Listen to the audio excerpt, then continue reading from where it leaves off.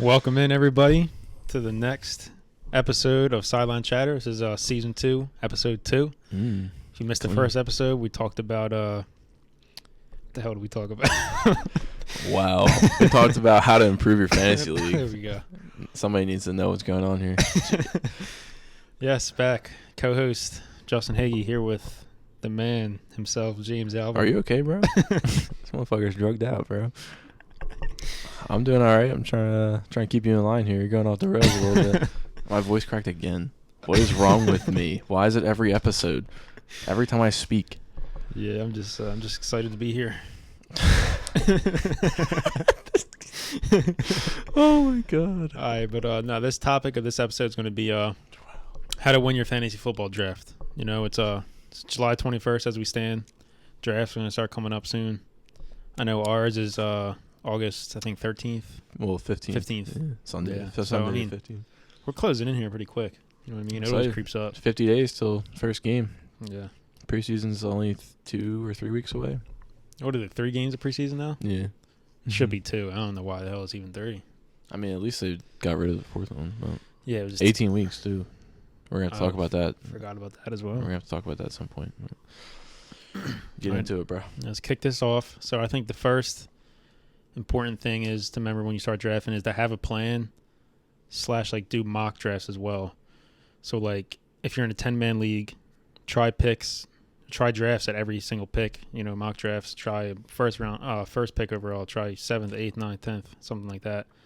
Like I know this year I'm a fan of pick 1, 2, and then 7 through 10. Like I'm trying to avoid that the middle rounds. You know what I mean? We better win that Pong tournament then. Yeah. So have a plan. Have players that like are on your radar where you want to take them. Try to have like a dream scenario lined up. You know what I mean? Like I know like with Yeah, like a strategy. Like Yeah. I typically like to go running back, wide receiver, running back. Like that's typically what I like to do. I mean, obviously, like if someone falls that you can't pass up on, like you have to take them. Like throw your strategy out the window, then just take value from there. But like try to have you gotta have your own strategy. Like there is no right or wrong strategy. Yeah. Like that's a good point. Like last year in our main league, I what pick did I have? 6 or something like that. I think I had Derrick Henry, then went Austin Eckler, and then went Nick Chubb first 3 picks. So I went triple running back, which is like I've never even done that before. But like I felt like Chubb fell way too far in our draft last year. Like 3rd round, like he definitely didn't deserve to fall that far in my opinion. And he did get hurt last year, but like when he was healthy, he was a first round pick value pretty much. So it worked out for me. Ended up trading him, but like yeah, I went that's triple running back. what I mean. Like you set yourself up for stuff like that when you take the best player available. Like you can worry about it later. Like just take the best player if it comes to that. Right, especially if we go on like a triple running back. You know, running backs are scarce oftentimes, more than none. So you have like a ton of trade value there.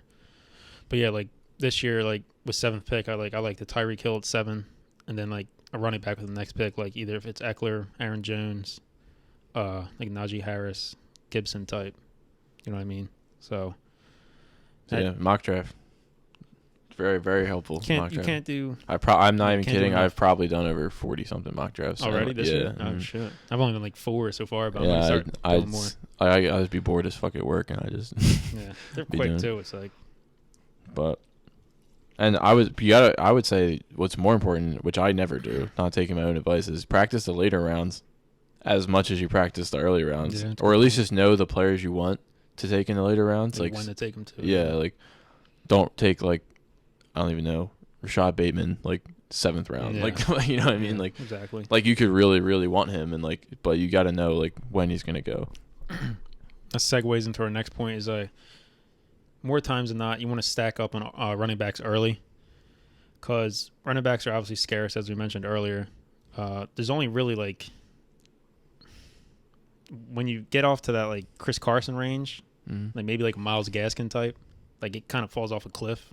I feel like right after Myles Gaskin, it's scary. Like maybe Josh Jacobs this year, Mike Davis. Like, you're even stretching at that point, maybe. But like with receivers, it's different because like the wide receiver 30 is still like decent, pretty much. You know what I mean?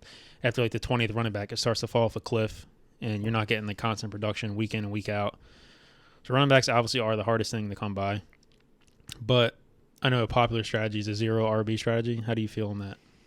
I think it really depends on what position you are in the draft, because if you go 2 receivers first, and like typically 0, you go 3. Like if you really want to do that, like if a running back run goes, you're done. Like you need to have at least one. Like if you go wide receiver, I think if you take a wide receiver in the first round, I think you have to take a running back in the second round. Mm-hmm. Even if you take a receiver in the third round, you have to have at least one good running back. Like you can't have 2 sketchy running backs. Like you're never going to succeed. And if you're going to do that 0 RB strategy, so if you go like 2 receivers and Mahomes, 2 receivers and Darren Waller, you got to be confident in a late round running back that you really like. You got to be really convinced that, you know, like a Chase Edmonds is really going to produce, or like a Travis Etienne or something like that. Like, I think it's a little more forgiving in a PPR league, because you could take a James White as your RB2 in a PPR league and you would survive. Like he wouldn't, like, he's not going to light it up every week, but he's going to get you like 7 points a week just based off of catching. Like a standard league, it's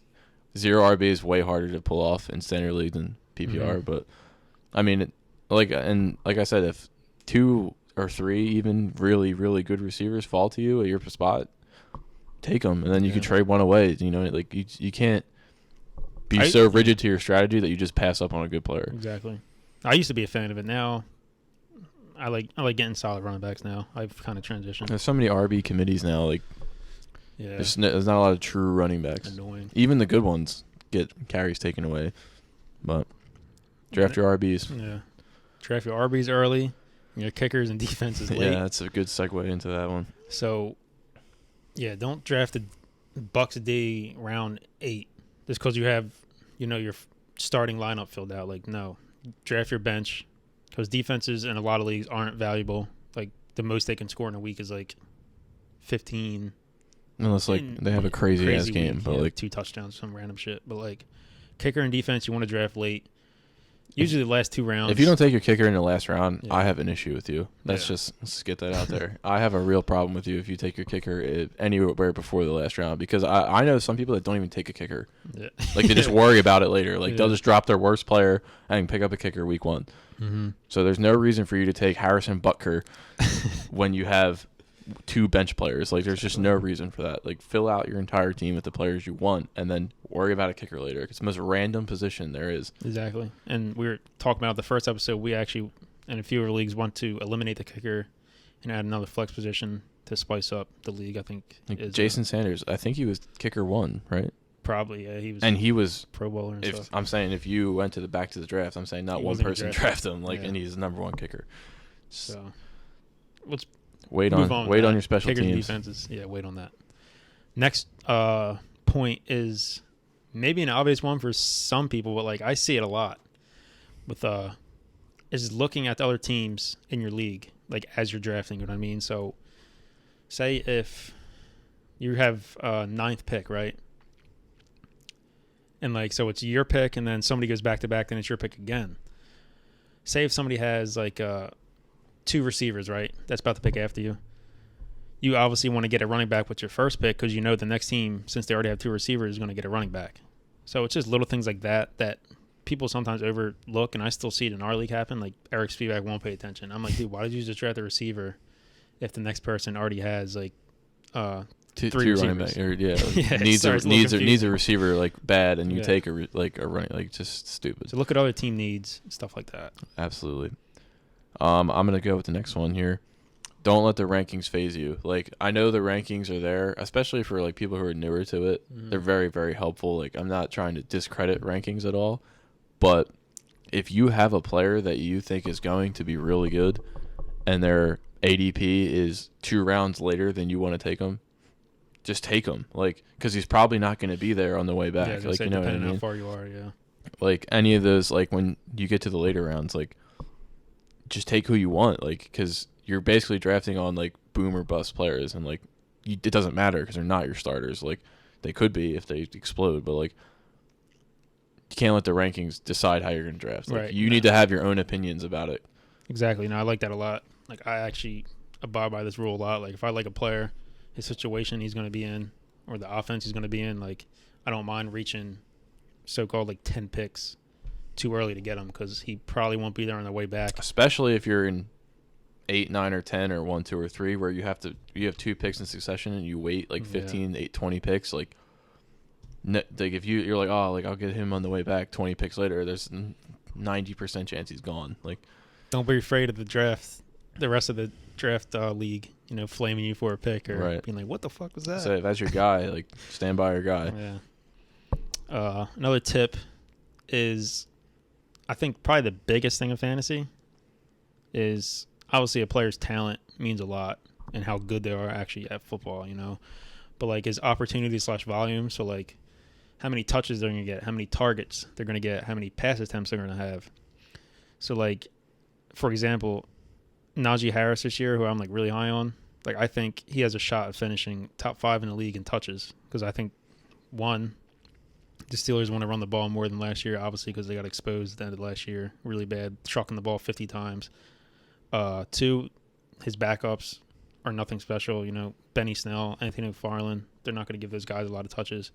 And they just spent a first-round pick on Harris. So I think opportunity and volume beats talent most of the time. You know what I mean? If you're getting 20 carries a game, you're bound to do something with it.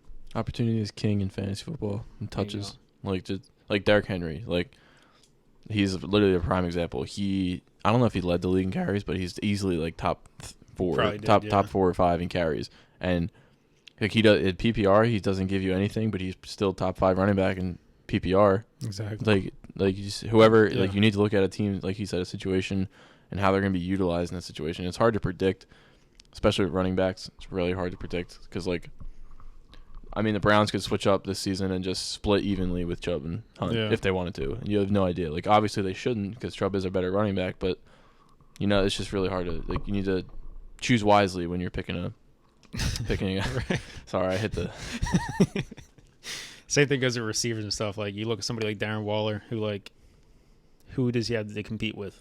Henry Ruggs, Brian Edwards, he's going to get Brandon Cooks, like someone who's literally the main pass catcher. Like, no one else is taking him. He's going to get the targets. Which targets equals fucking production. Wow. First time I cursed, I think, this episode. Here we go. 10 minutes in. I think I heard a few.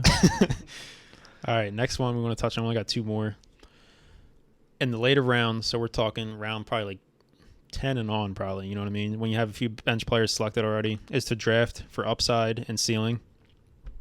So you don't want to draft the old veteran. You don't want to draft Larry Fitzgerald with your 12th pick, you know what I mean? You want to draft the new rookie that has maybe like a clouded backfield or a clouded receiver room, but has potential to be the number 1 guy in the offense or even the number 2 guy. You want to draft to like have players explode for you know what I mean? You draft off potential. I don't know what you're on right now, but I'm gonna take over.